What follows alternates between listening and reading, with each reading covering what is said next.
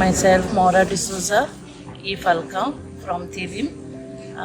Last 2010, on 2nd December, I had met with an accident, and that year I was supposed to come for the feast on the next day.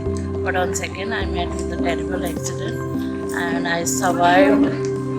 Yeah, it was a drastically huge accident. I was put under the Alto car, and I was riding at my Thirim. I was heading for work, but at 9:15 I met with an accident, and that's how I landed up in the hospital, and my chances were less of survival. I have a pelvic surgery where my pelvic bone had fractured, plus knee ligament had damaged. I was put on bed rest, and top surgeon has operated me. There was a hip dislocation, plus I had a head injury.